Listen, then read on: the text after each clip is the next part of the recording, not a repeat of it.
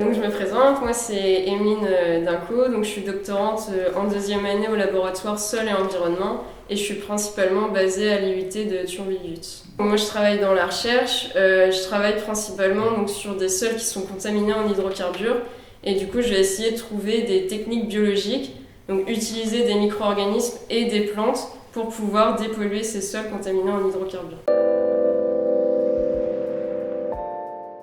Enfin, pour moi, la science, c'est vraiment pas forcément centré que au niveau d'un chercheur dans son laboratoire, c'est vraiment quelque chose qu'on exploite au quotidien. Les inventions qu'on a dans la vie de tous les jours, donc que ce soit les frigos, les micro-ondes, enfin, on utilise vraiment la science au quotidien sans forcément s'en rendre compte. Et après, au fur et à mesure, forcément, il y a de plus en plus d'outils qui sont créés, de plus en plus complexes.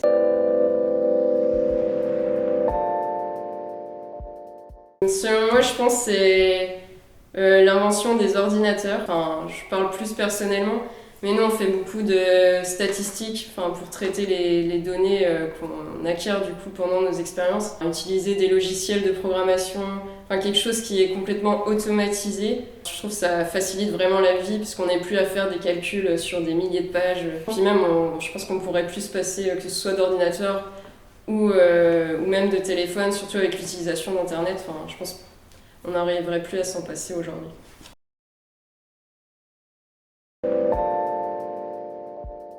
Je pense au fil du temps, ça s'améliore. Parce que, par exemple, pour les sujets de thèse, c'est de plus en plus interdisciplinaire. C'est-à-dire qu'on va à la fois toucher à de la chimie analytique, à de la microbiologie, à de la pédologie, vraiment plein de disciplines variées. Auparavant, les scientifiques étaient vraiment très spécialisés dans un domaine sans forcément avoir d'interaction avec les autres scientifiques, alors que maintenant, il y a vraiment beaucoup plus d'échanges. Il y a de plus en plus de congrès, notamment aussi quand c'est possible à l'étranger, où du coup les scientifiques vont pouvoir se rencontrer, partager leurs résultats, leurs avancées. Donc je pense que c'est de plus en plus un monde de partage. Et c'est pour ça aussi, j'imagine qu'on progresse de plus en plus vite également.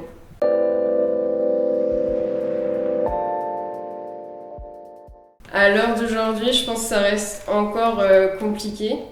Après, je sais qu'il y a eu certaines découvertes, notamment d'érosion ou d'altération sur Mars, donc avec des figures sédimentaires qui semble dire qu'il y a déjà eu à un moment donné de la présence de l'eau, donc qui dit l'eau dit aussi la vie. Mais après, quand je vois ce qu'on a fait à la Terre, comment on l'a pollué, si c'est pour polluer une autre planète, je pense qu'il faut déjà qu'on s'occupe de la Terre avant de voir pour après.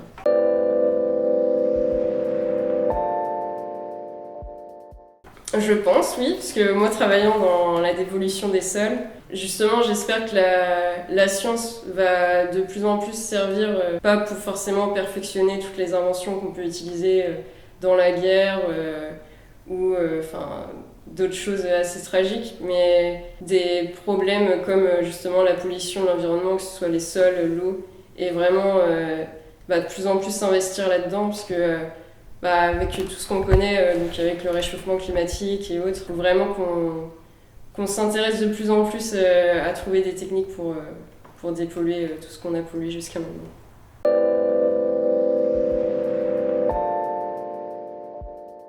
On a en science ce qu'on doit normalement tous respecter, c'est-à-dire l'intégrité scientifique, où justement on ne doit pas tricher sur les données. En tant que doctorante, où j'ai encore une partie de formation, justement on est très briefé là-dessus, où on ne peut pas trafiquer nos résultats, on ne peut pas trafiquer nos données. C'est vraiment quelque chose même sur lequel on peut vraiment être puni, c'est-à-dire complètement radié.